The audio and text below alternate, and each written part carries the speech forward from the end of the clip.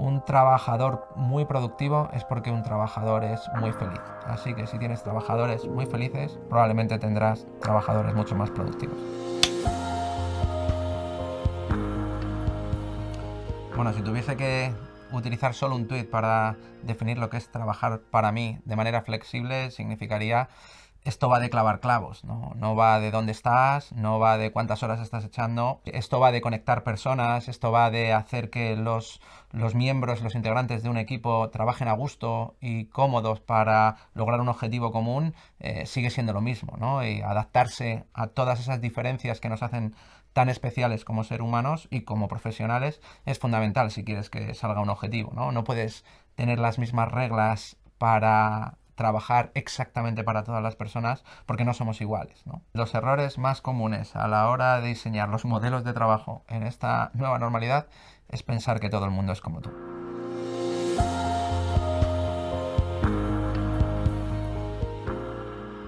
Creo que estamos preparados en España para trabajar de manera flexible, tenemos la tecnología, hemos visto que durante la pandemia muchas empresas han funcionado perfectamente. Yo creo que en el sector tecnológico es mucho más sencillo, si cabe, aplicar este tipo de metodologías de trabajo. Estamos hablando de trabajadores pues, que están acostumbrados a utilizar en su día a día todas las herramientas que permiten la flexibilidad, que permiten trabajar en remoto, y por supuesto es el más indicado para que fuera el más avanzado en estas técnicas de trabajo.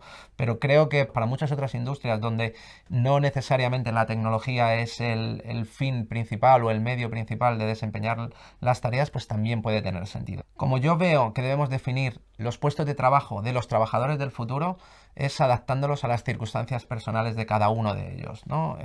Yo en mis equipos pido que por favor no haya reuniones antes de las 10 de la mañana, pido que no haya reuniones después de las 5 de la tarde y pido que no haya reuniones los viernes. No es un capricho, sino porque entiendo que la manera de trabajar de todos no es lo mismo y las circunstancias personales de todos no son las mismas. Hay gente que valora muchísimo llevar a sus hijos al colegio, hay gente que le gusta hacer deporte por la mañana, hay gente que le gusta hacer deporte por la noche o quedarse a trabajar por la noche, y por supuesto para mí los viernes son el día donde un trabajador tiene que acabar las tareas que no ha hecho durante toda la semana para poder irse a hacer lo que hay que hacer el fin de semana, que es descansar y venir con la mente a tope el lunes, no llevarse el fin de semana un montón de tareas a casa porque si no, no va a rendir. Así que no sé cómo será el trabajo flexible de cada uno de los trabajadores. Creo que esos puestos de trabajo tienen que adaptarse a cada una de las personas, que no hay otra manera, ¿no? Y que para que un trabajador funcione bien conectándose con sus compañeros de trabajo, tiene que tener buenas conexiones en su vida personal. Si eso no funciona, por mucho que hayas creado un núcleo muy conectado en tu organización, si le falla la vida personal a un trabajador, nunca va a rendir, nunca va a estar feliz y al final acabará yéndose de la compañía. El espacio físico no es la única forma de mantener cercanía, ¿no? La vida nos ha generado, gracias a la tecnología, un montón de nuevas conexiones. Antes, cuando gestionábamos un grupo de 10, 12 conexiones en nuestra vida personal, pues era ya mucho. Hoy en día, gracias a la tecnología, las personas gestionan conexiones humanas de 50, 100 personas con las que hablan semanalmente o con una regularidad grande, ¿no? Entonces, creo que en este nuevo entorno lo único que tenemos que seguir es estando cerca de ellas, utilizando la tecnología. Y digo, pues igual que cuando llamo a mi amigo Palaco en Londres, no le pregunto ¿cómo te va? Ya lo sé, estoy todo el día conectado con él en las redes sociales, intercambio mensajes a diario. Cuando quedo con él presencialmente me voy a tomar unas cervezas y hacer planes para el futuro, pero no para preguntarle cómo está, ya lo sé, ¿no? Es parte de nuestra cultura estar conectados todo el tiempo gracias a la tecnología, y en el trabajo igual. No hay que tenerle miedo a esa cultura de que uno esté viendo el mar, que otro esté conectándose a una reunión sentado en un Starbucks, que es uno de los sitios donde yo suelo ir mucho a trabajar y a conectarme a reuniones, y que otro esté en la oficina, ¿no? Cada uno tiene que trabajar donde esté a gusto, y el romper el espacio físico hace que la cultura de un equipo, de una organización, sea mucho más grande todavía, ¿no? Cuando trabajas con gente que está en todos los rincones del mundo y que tiene una forma de entender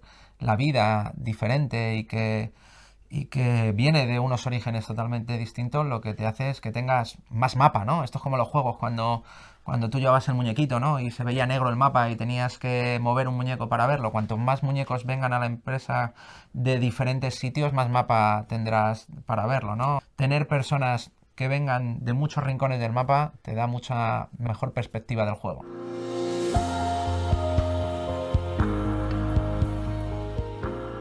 Mi visión sobre la gestión del tiempo es que si tienes que gestionar el tiempo es que no está funcionando bien tu equipo, ¿no? Al final esto va de poner objetivos. ¿Y tú qué prefieres? ¿Tener a una persona que trabaja 4 horas y saca el triple de trabajo, clava el triple de clavos que una persona que trabaja 24 horas? ¿O una persona que trabaja 24 horas y saca un tercio de los clavos de la que trabaja 4? Creo que quitarse la tiranía de las horas, quitarse la tiranía del control de los horarios, hace que las empresas sean mucho más eficientes y las organizaciones mucho más productivas y las personas mucho más felices. Y la gestión del tiempo es cuánto de productivo es esa persona, cómo tiene que gestionárselo él. Cuando tengo que hacer una tarea, lo último que hago es perder un solo minuto. Straight to the point. Tienes que hacer una tarea, hazla, no existe nada más en el mundo. Y hazla rápido, ¿no? Eso es lo que intento yo. Además, existe el miedo ese a no hacerlo perfecto, ¿no? A ver si lo hago perfecto, ¿no? Yo siempre le digo a mi gente, mira, better than perfect, porque la perfección no existe, ¿no? Mejor hazlo, y si luego hay que corregirlo porque no está, porque se puede hacer mejor, no porque se vaya a hacer perfecto, porque la perfección no existe, pues mejor, ya lo haremos en la siguiente iteración, ¿no?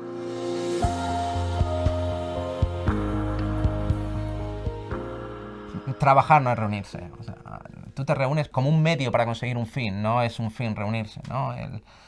Cuando yo tengo la agenda llena de reuniones, no suelo estar nada a gusto porque yo tengo que trabajar, necesito mis manos, necesito mi tiempo, necesito pensar. Y creo que las reuniones son un mal endémico para muchas empresas y organizaciones que piensan que por el hecho de tener una agenda llena de reuniones están trabajando mucho, ¿no? Cuantos menos reuniones necesites y menos personas necesites por reunión, mejor es tu empresa, más eficiente es. Lo que yo le digo a mi equipo es que tengan en cuenta que cada vez que están convocando a una persona a una reunión, le están robando 1 hora de su tiempo, le están robando 45 minutos de su tiempo, que sean responsables con el tiempo de sus compañeros. Tú haces una convocatoria y robas 1 hora a 8 personas, es una jornada laboral de trabajo solo para esa reunión, ¿no? Así que sean responsables a la hora de convocar quién a una reunión y que piensen si esa reunión no se puede simplificar con una llamada de teléfono, una visita a la mesa de trabajo de esa persona o un correo electrónico cortito. Tampoco me gustan mucho los correos electrónicos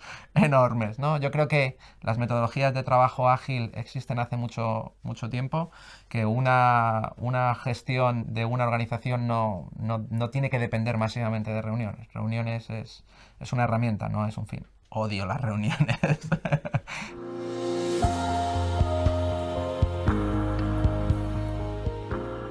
La empatía para nosotros es fundamental. No puedes estar pensando nada más que en ti y no en cómo le está yendo a los demás, ¿no? Si alguien para sacar sus objetivos acaba penalizando al grupo, acaba haciendo daño a los demás por no entender la situación de los demás, no tiene que estar en nuestro equipo, ¿no? He trabajado siempre con personas que han sido buenas personas y luego buenos profesionales.